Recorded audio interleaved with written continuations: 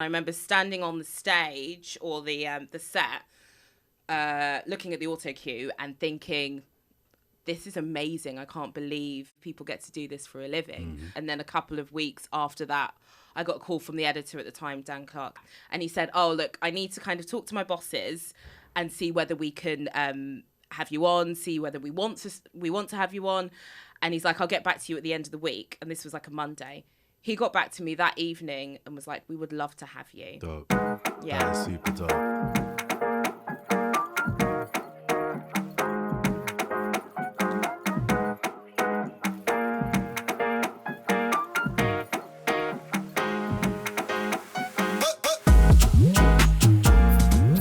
Okay, so Ayshah, how are you? I'm good, You love. well? How are you? I'm good, man. I'm good. Good. Navigating this thing called life. Yeah, I You know. how we do. Me too. Bit of work. Just about. You're my first guest on this podcast. I'm so excited. You are my number I'm one so guest. excited. I better Yeah. be good. I'm going to start off by asking you what for you is the hardest thing about being a journalist. Jeez, you're going right in. Straight Not even in. a softball, No. lovely Look at the- No. No. Okay, so the hardest thing about being a journalist, I think, is just sometimes it can feel absolutely relentless. It's just a barrage, and usually, it's a lot of really, really sad, horrific news, and sometimes you feel like you can't even come up for air. At this time of recording, we've had the Child Q story, which, as a black woman, just resonates even more and is so horrific, of a girl who was strip searched at her school by police officers, and they did not find any weed on her, but she smelt of weed. And it's just one of those things that you hear these types of stories and they just make you cry and weep and just think, my gosh, this is just awful. And so sometimes it can feel absolutely relentless. You just feel exhausted, quite frankly.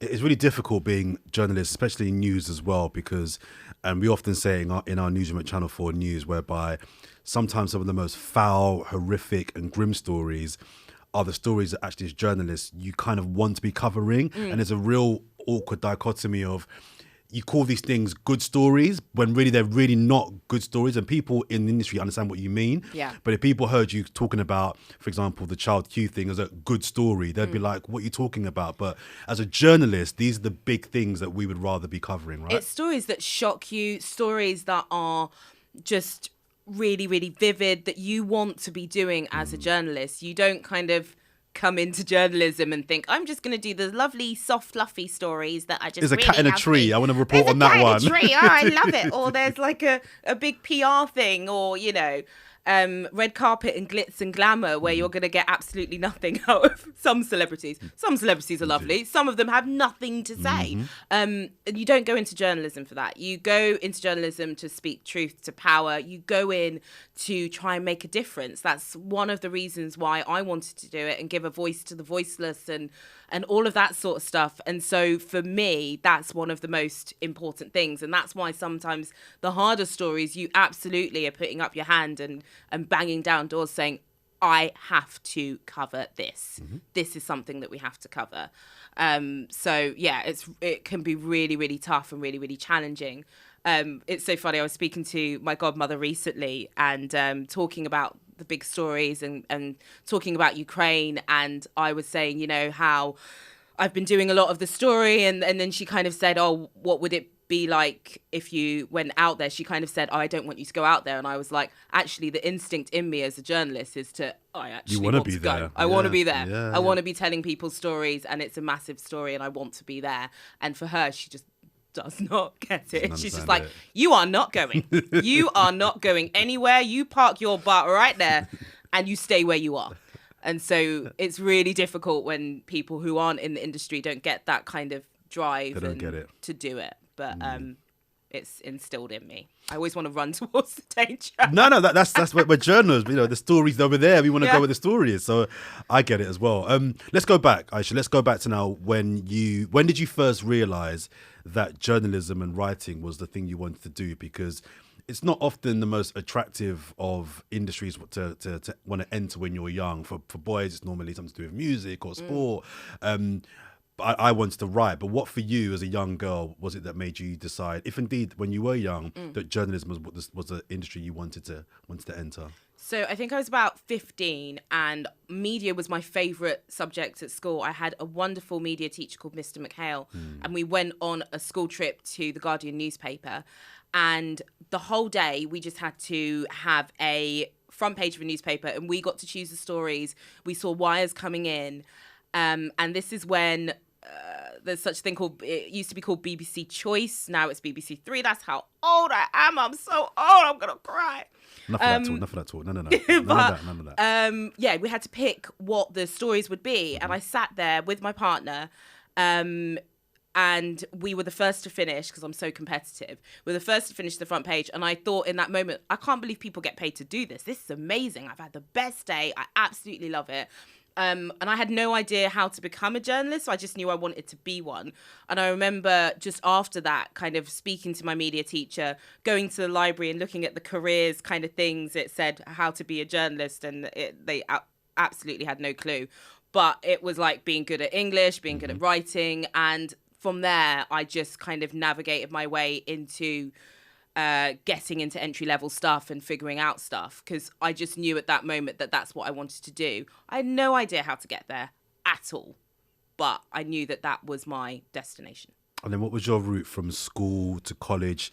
Did you do the traditional route of university then, or did you get writing jobs early that kind of really made you leapfrog into mainstream media?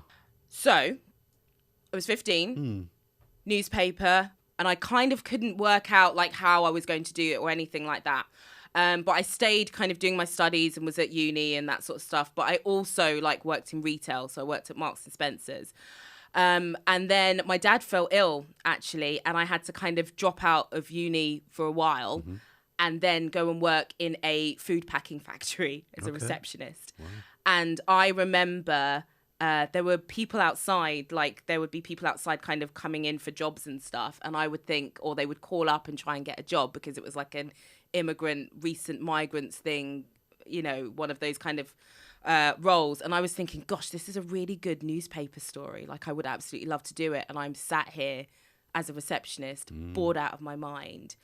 And I wasn't able to actually tell that story, but I was able to kind of do like loads of volunteering stuff, like hospital radio on the side and all of that sort of stuff. But I always had that thing where I had to sustain myself and help my family out, as well as following my passion. And it was always really difficult. And it wasn't until I got an opportunity at BBC, like the production trainee scheme, and I just applied and eventually got it. But it's just been such a tough journey, and navigating it's been really difficult. And then when you got that opportunity at the BBC, what were your initial thoughts being a young woman entering the BBC machine, if you like, and what was it like navigating the early parts of your progression through that corporation? Yeah, so the production trainee scheme, I think there were like 4,000 people that applied and then 12 of us got it. Okay. I think every time I tell this story, like I add thousands more on just to sound really impressive. It sounds better. It's cool. It sounds better, but I'm pretty sure it's 4,012. Like it sounds good. Was it like 20 really in reality? I'm pretty sure it's a lot. I'm joking. Pretty sure it's a lot. So there were 12 of us and we had a month's worth of training, and I was the only black woman in that intake, and there was another girl who was Asian from Bradford who I'm still really close friends with, called Parveen, who I absolutely love.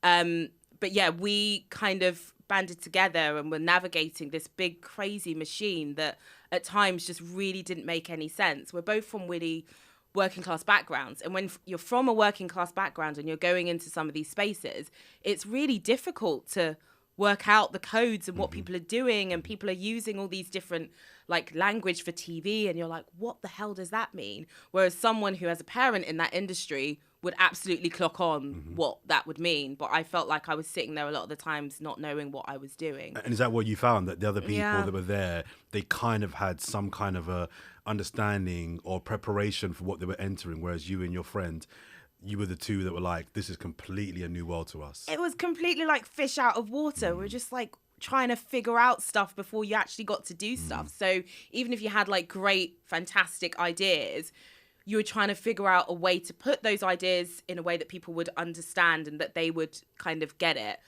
So you felt like you had an extra hurdle. So it was really quite difficult to navigate. And I kind of wish I've got some great mentors who've helped me on my way. But in that initial stage, I had someone there to kind of say, like, this is what you do and this is how it's kind of worked out, because I didn't have that. And then what was your first big break at the BBC? First big break, let me just think.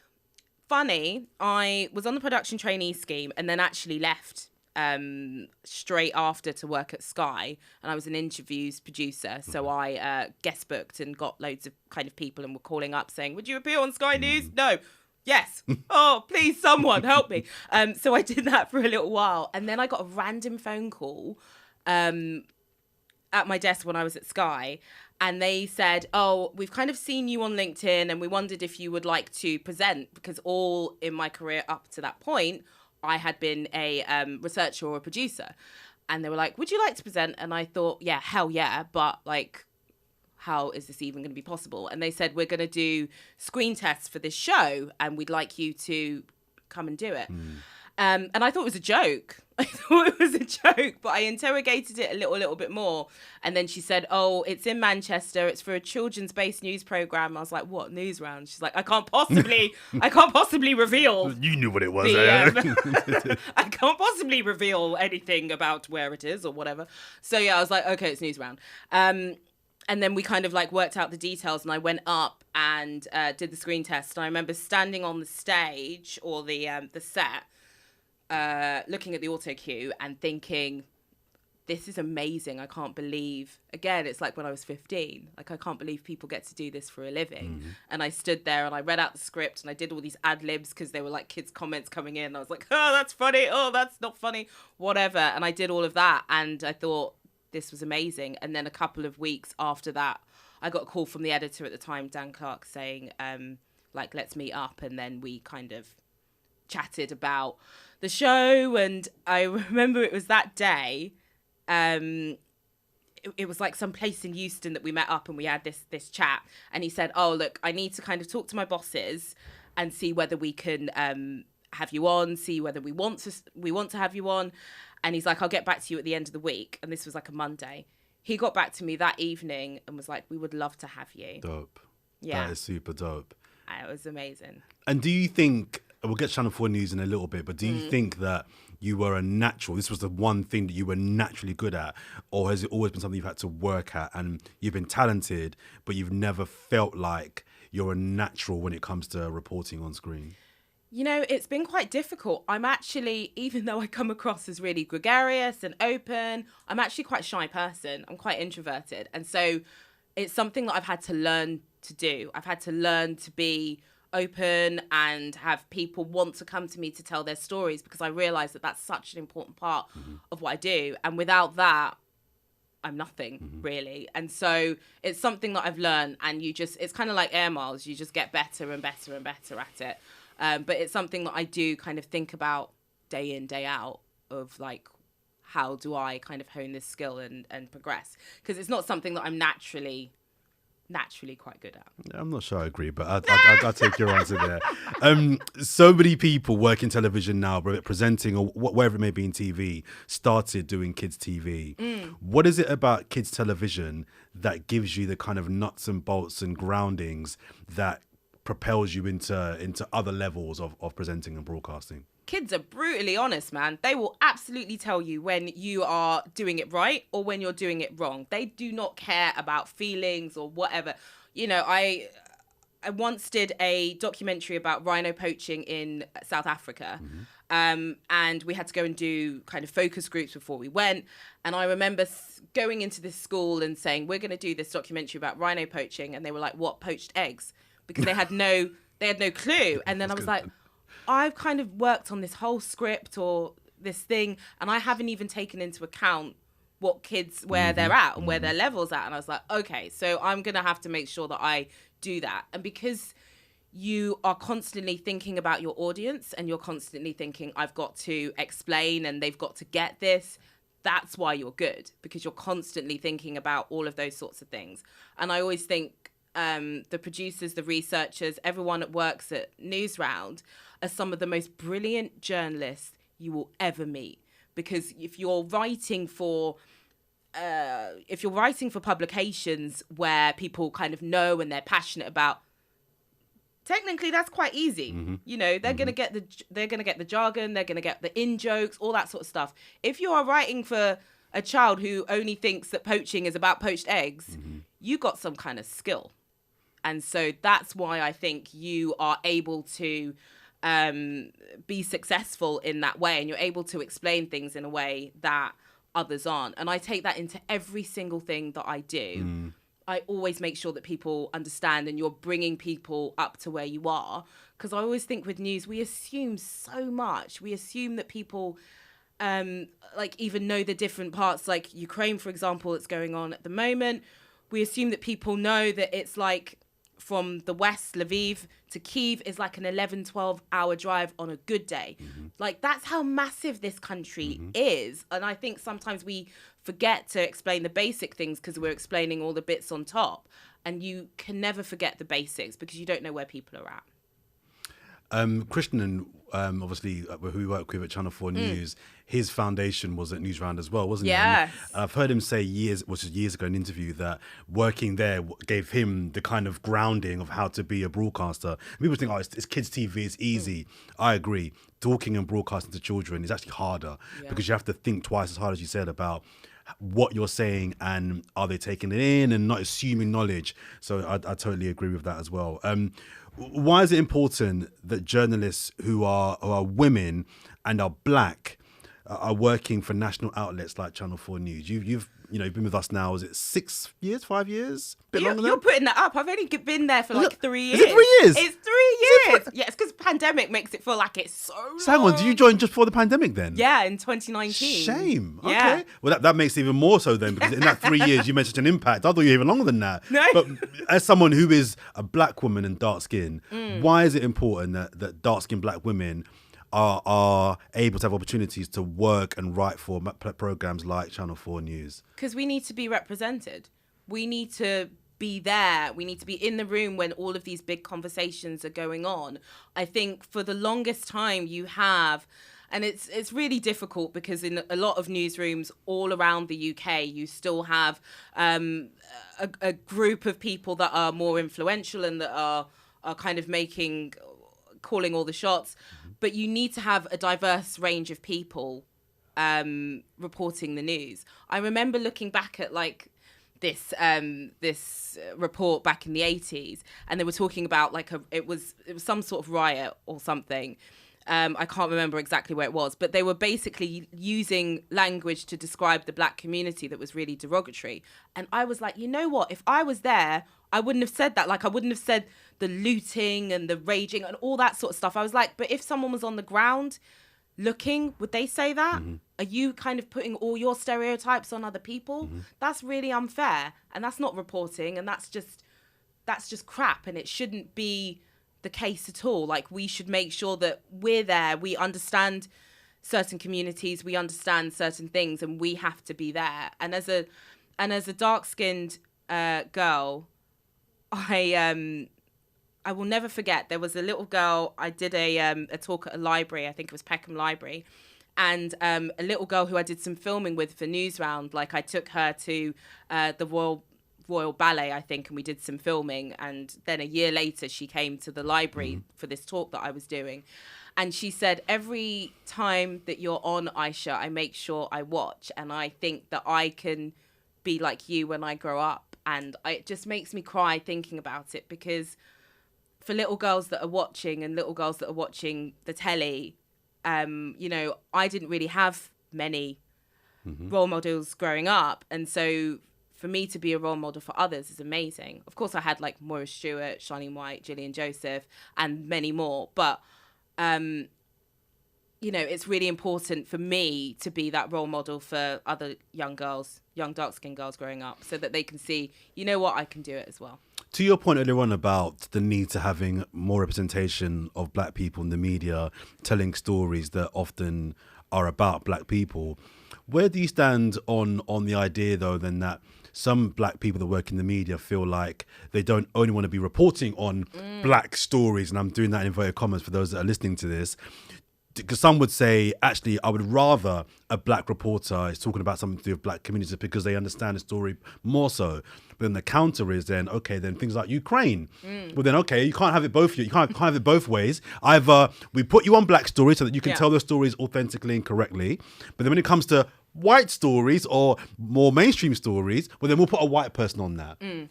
It's so difficult. And it's something that I personally wrestle with a lot, because sometimes I want to make sure that whenever there are stories about the black community, that they're done authentically and that they're done right, and that the right language is used, the right people are spoken to. And so there's that tussle. But also at the same time, I'm British. I can do stories about Brexit and about elections, COVID. You know, I was one of the first reporters in our newsroom to do the COVID story. And I remember standing outside Heathrow saying that planes were still coming in from Wuhan and why. I remember that. I remember just being like, wait, why haven't these planes been stopped? And I don't have to be, you know, I could be any colour to say that. Like, what? I'm a journalist at the end of the day. So it's something that I grapple with constantly. But I do feel like just because you are black doesn't mean that you shouldn't be able to do like stories that affect the rest of the UK, because essentially I'm British as well, so I can do that. Of course. I started by asking you, what is the worst thing about being a journalist? What's the best thing about being a journalist? Jeez. Oh, that's really difficult. I think the best thing about being a journalist is being able to tell stories that mean something to people and to make a difference and to make a change. I think I've done so many stories over my life, but one of the stories that really always stays with me is a black pregnancy story of, you know, in this country, you're 4 times more likely to die in childbirth if you are black than if you are any other ethnic minority. And I think all of the stories that I've done on that mean something to me. They mean something to the women that I've spoken to the health professionals that are trying to make a difference and trying to make a change. And any new development, I'm on that story because I ultimately feel like that's going to make a difference. And so for me, it's like being able to make a difference is really, really important to me. And that's why I became a journalist in the first place. I was going to ask actually what was the most poignant story you've ever covered, but I'm assuming that is... I just combined the two for you just to make it... I like that. No, but I think... But I have another story. Probably Barbados becoming a republic. So I went in November, and it's not just because I got to like see Rihanna. Like, oh no, we just parked that for a second. You know what I mean? Park that for a second. I didn't get to ask her a question, but you know, I was close. So I was like, Rihanna. Anyway, I think for me, that's where a lot of my family are from. It's a story that is, you know, this kind of them wanting to kind of take on an identity that's so different from their past and breaking away. And I remember standing there thinking, gosh, this is a real moment.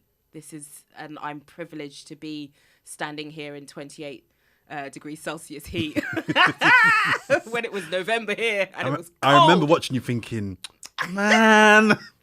And then I came back in the newsroom and everyone was like, how was your holiday? I was like, I was working so hard. You would not believe. See, that's important. Just to pause there for a second. That's really important that people think that, because when I go on these trips, these sporting tournaments, people think you're on a jolly. People think that you're just like traveling first class around these countries. And there's an element of that, don't get me wrong. But they're long days. The time difference, depending on where you are in the world, means you might have to work a bit longer or later or whatever it may be. Just explain on that, that actually it's not just you in Barbados on the beach sunning it up. It actually is a lot of work involved, carrying kit. It wasn't. Help me out here, I said, come on. No, and first class, you lucky, man. No, I didn't get that. But you work so much harder because you're out. And like in Barbados, it was a 4-hour time difference, I think, so you're working 4 hours ahead.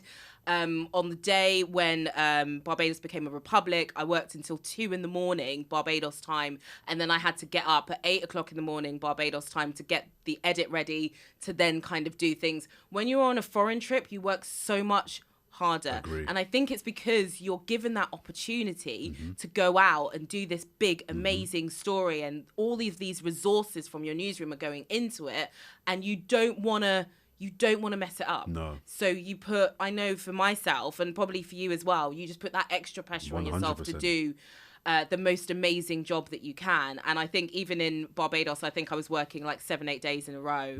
And when I did the US election in 2020, and I must have worked 11 days in a row, and I traveled from I can't remember. I think we got into Texas. I can't even remember. No, we got into LA. Then I went to San Fran. Then I crisscrossed over to Miami. Like, we were traveling like crazy, and then doing all these insane stories. That's the hardest bit. Like, it's the traveling that's the hardest bit, especially in big countries. Yeah, it's in big, massive countries, you're just traveling around. And so it can get...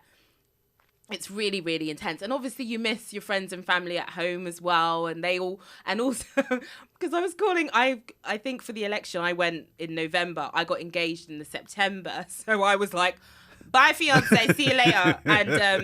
And he literally thought it was a jolly as well, because he's not in journalism. So he's just like, oh yeah, you're having the best of times in Miami, sunning yourself. And I was like, I'm really tired, actually. It's a lot. Yeah. I want this podcast, Ayshah, to be something that people listen to and inspired to want to get into journalism and the media in general. I often talk about people using what they're told is a negative into a positive. So whether it's you're a woman, you can't do that. You're black, you can't do that. You're disabled, you can't do that. I'm very big on spinning those things and using that as an advantage. What are some of the great things about being a woman and being a dark-skinned black woman that actually work for you in this industry? Yeah, I think going to spaces where journalists aren't necessarily usually welcome, I'm able to kind of use my presence to turn things around a little bit. I went into a playground once, and we had, going into a playground with a camera is a really difficult thing, actually. It was for COVID, and we were talking about COVID vaccines for 5 to 11-year-olds. And I went in with a camera, and sometimes people think that you're filming their kids, and it can get a little bit fraught. And I remember going in, and there was a woman that kind of said under her breath, I can't believe they're coming in here, taking photos of kids, blah, blah, blah. And you know what? I went up to her separately without the camera, and I said, hi, I'm from Channel 4 News. This is what we're doing today. You don't have to speak to me at all, but I just wanted you to know what I'm about and what we're doing. And she was so embarrassed that she didn't realize like what was going on. And she said, oh, I really appreciate you just coming up to me and saying that. And I think I want to make sure that that journalism is accessible as possible, and that people know what we're doing and they have some sort of inkling as to what's going on. Because I think sometimes we can appear really standoffish. And I think with my appearance and the way I'll go up to people, I'm able to kind of do that and change that. Just on, you were saying about kind of being disabled and being black and how you use things, these things to fuel you. I remember once I was working, I'm not going to say where I was working, but I was told, I was asked if English was my first language. Yikes. And I was about to present something. And so, this person, she was trying to damage my confidence. And I remember thinking, actually, I'm going to use that to my advantage. And I'm going to make sure that I absolutely smash every single thing I do out of the park, just to prove to you, you had no right to say that to me. You have no right to assume that because I am black, I am not born and bred in this country. There's something wrong with you, to be perfectly honest. And I think that fuels me to have the career that I'm going to have, because I'm going to make sure that I am doing the best of my ability despite people like that. And they're few and far between. That's like the only incident that I can think of in my time as a journalist that I was really like, whatever. And that's what I use as my fuel to kind of continue and go on. Because regardless of whether you think whether you think I should be a journalist or not, or whether you think English is my first language or not, like, it's got nothing to do with me. Not at all. So just let's wrap on Channel 4 News. It's where we both work, and I don't think I'm going to be saying anything here that's going to get us fired. I hope not anyway. It's one of the most respected, successful and well-known news outlets, I think, in the world, Channel 4 News. I think we're very, very lucky to work there, and they're lucky to have us equally. How good do you think Channel 4 News are in your time of being there at harnessing and encouraging new talent to come through? Do you think we do a good enough job in really bringing through new producers, new journalists, whatever it may be? I think that because being from BBC and kind of looking at different newsrooms, I think we do a good job, but we can do better. I think it's sometimes we have a tendency, all of us, of pigeonholing people and thinking you're good at that, and not kind of necessarily seeing the bright sparks that are there and pushing people through. I think there's still a tendency in newsrooms for people to kind of talk about, like, you kind of look at the ones who are boasting about how well they're doing and the ones that are able to advocate and say, yeah, I've done this, I've done that, blah, blah, blah, I'm amazing, I'm this and the other. While actually there's, some person who's doing amazingly well, but not necessarily shouting about it. And I think ethnic minorities in particular sometimes feel like that way. They're just like, I'm going to put my head down, I'm going to make sure I do my work, I'm going to do this, that and the other. And I remember going around to people in newsrooms being like, you need to say that was you. You need to go and say that was you, and you need to speak up in the meetings for your own ideas. No one will sell anything as passionately as you are. You need to go and do that, because there's no way that anyone's going to know what you're doing. And I'm saying that like I feel like that kind of like that auntie in the newsroom, because I feel so old. Maybe that's what it is. But I feel like I have to go around and say that because I want people to do better. I want them to do well. And when I see people who mediocre is being harsh, but I feel like it's people that aren't necessarily that great getting ahead. It really frustrates me, because I know that there are some brilliant, absolutely brilliant people who just don't shout out about what they do, and they just need to do that a little bit more. But I also, at the same time, feel like management need to recognise that and recognise that black and brown people might not necessarily shout about their achievements in the same way. Like, I know from coming from a Caribbean background that you were taught when you were younger just to kind of head down, get on with it and keep quiet, pick me in the corner. Don't say anything. Whereas with, sometimes I feel with people from a white British background, they're more likely to kind of shout out about all their achievements, what they do, coming to the dinner room and be like, yeah, I did this, or blah, blah, blah, blah, blah. There's definitely currency in being overly confident and pushing yourself. Even if you're not good, as you said. And that really bugs me. It really frustrates me when I see that, because I don't think that's fair. So I think we kind of need to meet in the middle, where people are shouting out about their achievements more, but the managers are also realising what's going on and having that awareness and that cultural awareness that they've had a different upbringing, so they might not necessarily be comfortable pushing about pushing their chest and saying, yeah, I'm amazing. They're not necessarily going to feel comfortable about doing that. And even in, like, I see it in meetings, like, every single day, where I'm just like, the amount of men speaking in this is a lot. No offense, but, like, you men like to just speak a lot, and sometimes over women, and that bugs me. Like, and women are sometimes sitting there just like, and they've got great ideas, and they'll message me after the meeting and say, oh, I had this idea, and I'm like, why didn't you say anything? Because if you say something, then people will realise, like, oh, that's what they're passionate about. That's what they'd like to do. That's what they're good at. And I encourage especially women to do that a little bit more. And it's something that I've learned, because I used to keep quiet and not say anything. And then kind of, I call it princess syndrome. You're kind of sitting there waiting to be saved. And so I would do that and be all studious and whatever. And then people would take credit for my ideas. It doesn't get you anywhere. It doesn't get you anywhere. And now I'm like, nah, man, I'm brilliant. I am brilliant. You need to have me work on this, because I am amazing and I'm going to smash it. And one way I was able to do that, actually, just quickly, is all the positive feedback I used to get, I send it to myself.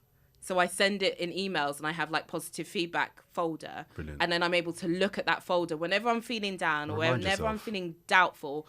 I remind myself. When has your job ever made you cry? Do you know, I cry at everything. I literally cry at Finding Nemo. Like, I'm such a child. I cry at everything. I think, I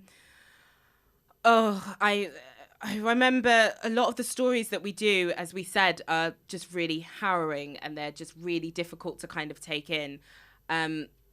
And I remember the murder of Joy Morgan. I don't know if you remember this story. It was a really horrific story. And I covered the court case at the end.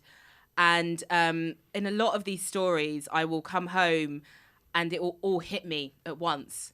And I'll sit there and reflect on like what has happened. And sometimes in the cases of like failings of people. And I just sit there and cry.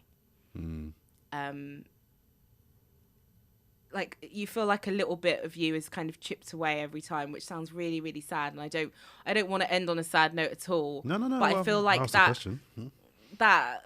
that empathy makes me a good journalist because I'm able to kind of take a little bit of it in.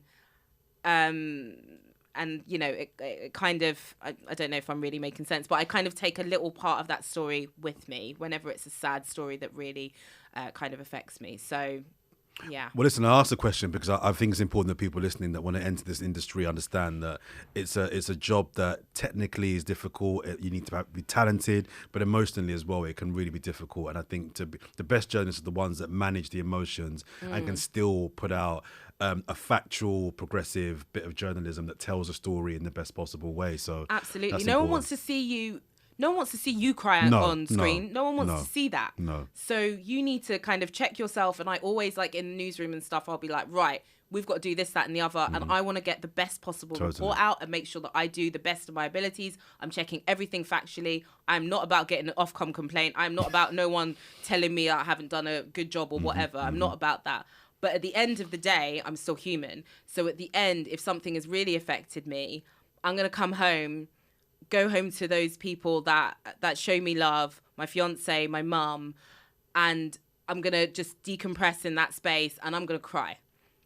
And then when I come back in to do the next story, I'm going to be ready and I'm going to be there and I'm going to make sure that I'm not emotional on screen because that's not going to get that story across any better if I am crying and emotional. And I did the same with the whole summer of 2020 with George Floyd.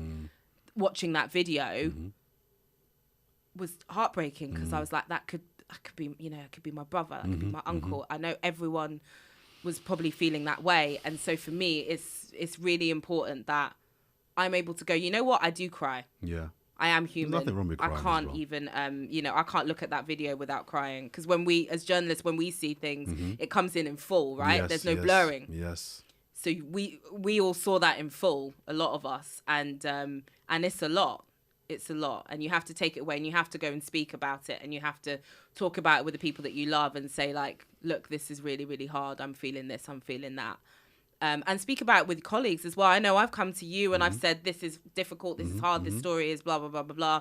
We see each other in the newsroom. We support each other. I think that's really, really important for us to do as well. Ayshah Tull, that was amazing. Thank you very much for being my first guest. I've got a more rounded idea of your career and your journey and your highs and your lows. I spoke a lot. I'm sorry, I had a lot of feelings. No, but it's all good. And I hope people listening will take something from your journey and how you got in, how persistent and talented that you have been and how talented you are and the ups and downs of your job. So thank you very much for coming on my podcast. Thank you. Thank you. I love. Thank you.